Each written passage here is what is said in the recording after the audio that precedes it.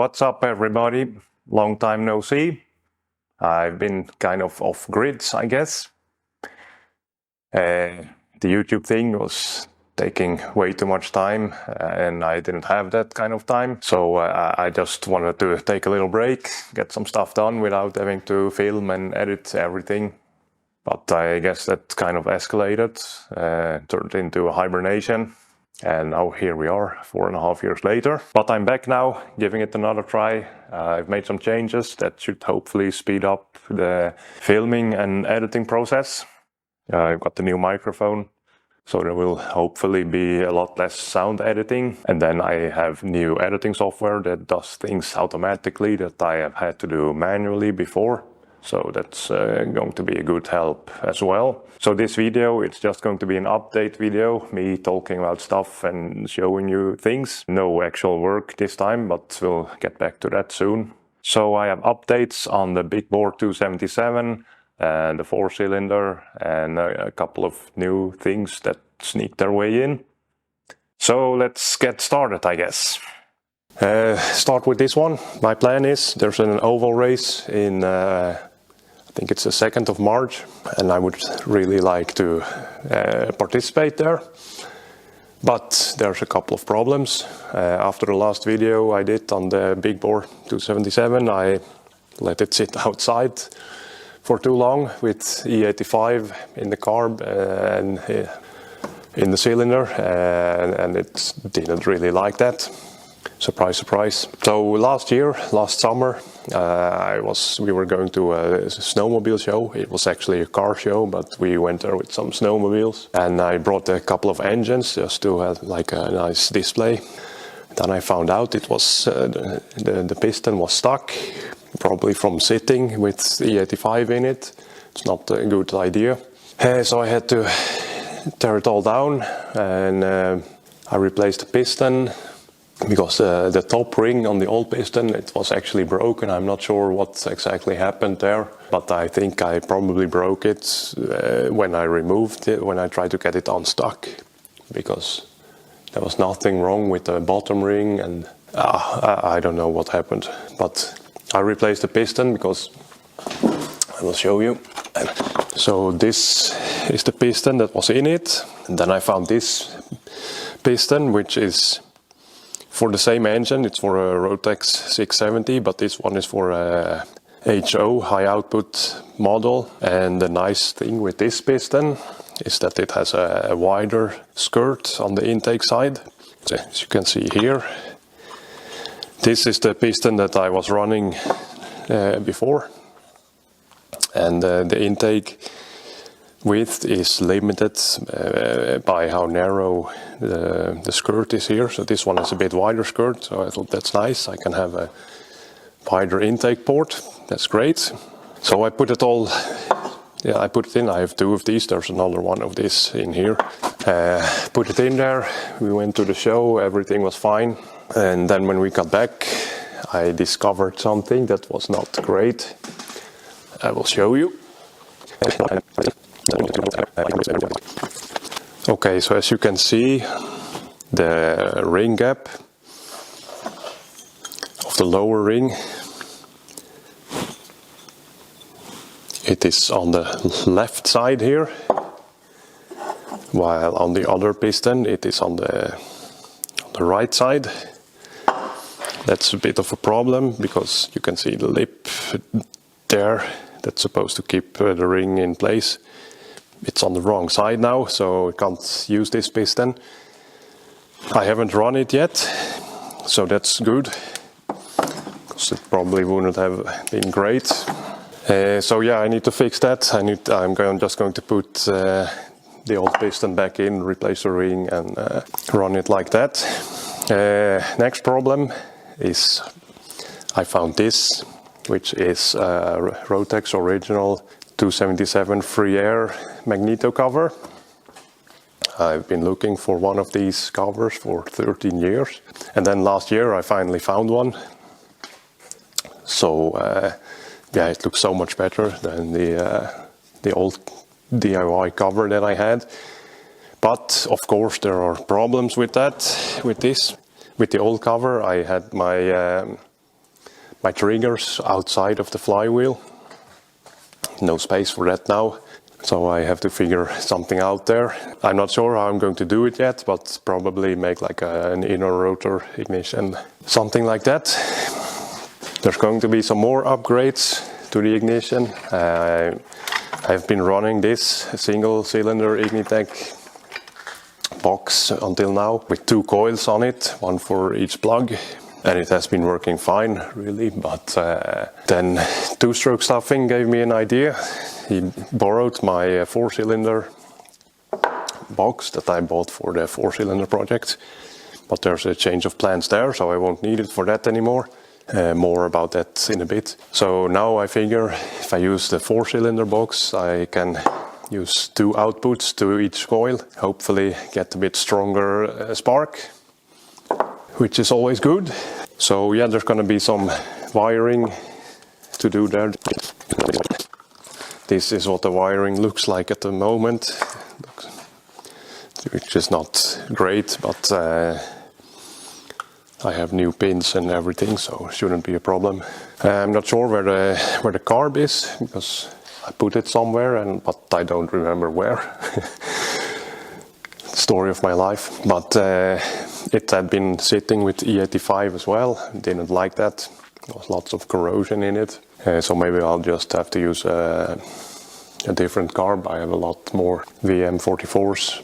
I think maybe the carb that I had on it, it was bored to 45.5, 46.5. Can't really remember one of those. Maybe if I'm going to do a new one, I will taper bore it instead, so I don't have to use insane jet sizes, and hopefully still get a little bit better flow out of it. And then I have something which I'm pretty excited about. The reason, or one of the reasons why I gained interest in this thing again, I will go and show you. So it's this.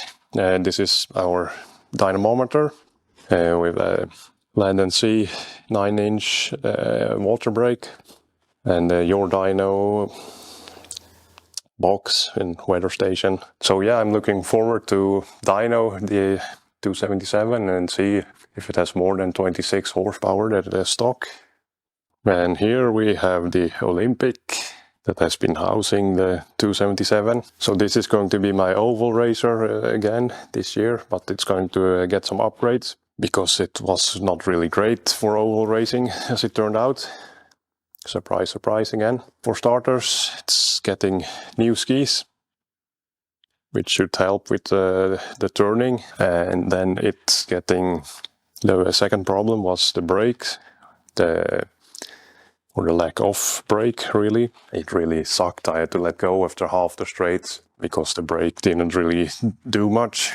So I'm going to replace the chain case with one that has a disc brake, and then put a hydraulic disc brake caliper on it. Should be fine.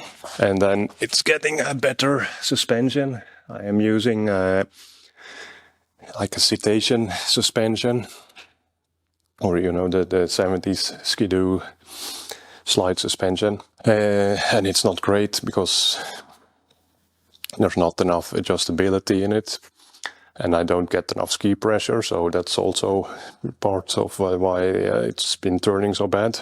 So yeah, as you can see, I have it hooked up here on my scale, so we go and weigh it in a little bit. So yep, that's the plans for the Olympic and the 277. So let's go to the 4-cylinder, give you an update on that. Here it is, and here it has been sitting for 2 years. Oh, I'm sure you noticed we are in a new shop now, which also has been taking about 2 years of my time. But yeah, here's the 4-cylinder. There is not much has happened to the engine itself, but there's some updates anyway. Over here you can see there's a throttle body, and I 3D printed the velocity stack. So this throttle body is 48 millimeters, So the reason why I'm not going to need the Igni tag anymore is because I will be making it EFI when I get back to it. And then we get to what more has been happening on it. Over here you can see I've started building a snowmobile to have it in. That was really kind of the main things. If I would build the engine, I would not have anything to put it in, so it would be kind of useless. So I started on this, and I figured I would throw together a different engine real quick, so I would have something to race with, and then continue on the 4-cylinder. But yeah, that's not been going very fast. It was a lot more work than anticipated. And apparently I never learn that because it always is. But there's a bunch of work left on it. I need to build a suspension for this, and then like a clutch shield and a seat, and I have a bunch of studs here. I think I have most of the parts really, but yeah, it's just the work remaining. So I've actually had an engine in this last year, which is this. Some of you may have seen it on Facebook or Instagram. This is a 71 Blizzard that currently has 645 cylinders on it, but it's going to be a 797. And as you can probably tell, it has been converted to EFI. I had to take it out because I needed to rivet the bulkhead and everything and do some painting. But I've had it running last year.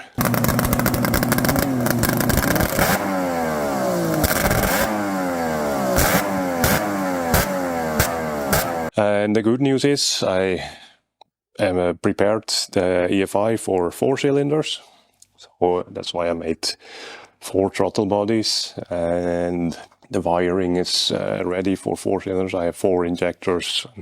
So yeah, it should be relatively quick once the 4-cylinder is finished.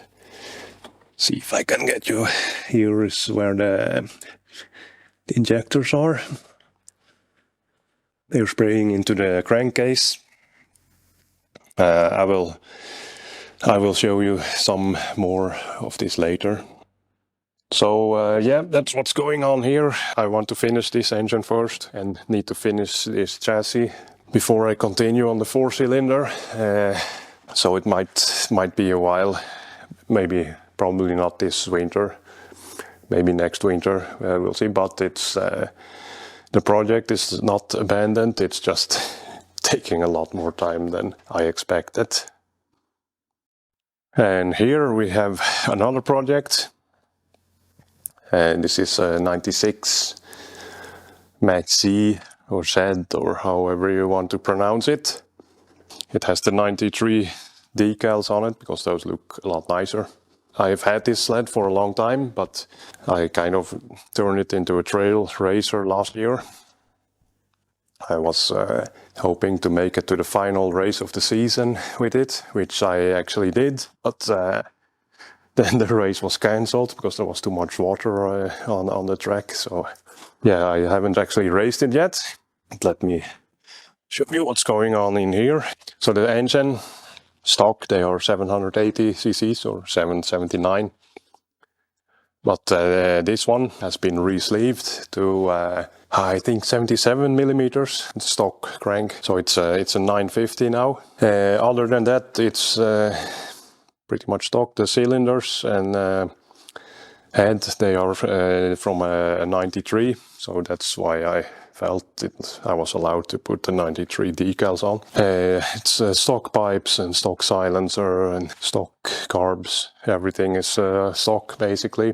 It's just supposed to be like a trail racer, nothing too serious. But I still would like some more power, so I bought some new pipes for it. These are Jaws.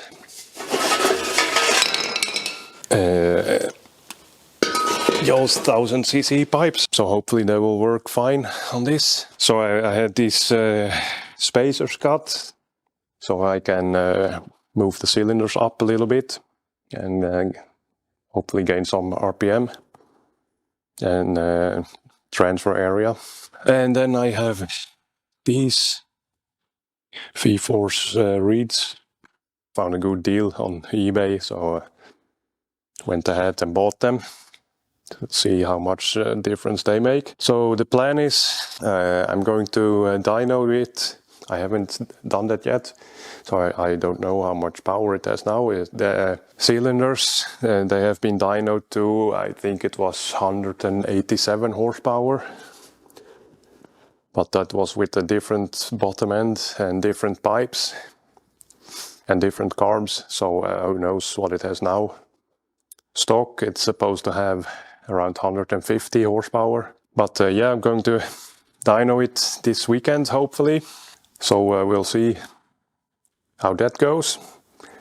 And then I'm going to install the upgrades one at a time and see after every step how much difference it made. So should be fun, and I will try to video and report about everything. So that should be a nice series to follow. So yeah, that's the plan for this. I don't know when the first race is. I think it's also somewhere in March. So hopefully I'll have time to actually work on it. Otherwise I'll just run it as it is, see how it does. So one last thing that I wanted to do is I want to see how much the Olympic weighs at the moment, because hopefully the upgraded parts are going to be a bit lighter. So yeah, let me put the camera on the tripod and we'll go see how much it weighs now.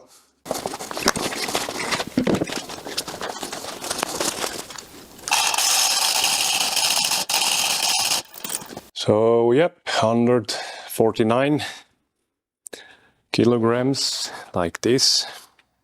There's a couple of parts missing, like the CDI, the carb wiring and some hardware. So I'm not sure how much that would be, 2 kilograms. So let's say it's 151 kilograms with everything. So we'll see how much lighter or heavier it will be after the upgrades. I am hoping 135-ish, but we'll see. So yeah, that's it for now. Not sure when the next video will be, but hopefully less than 4 years. I think, I don't know, 1, 2, 3 weeks, something like that. And it will be the Mach Z on the dyno.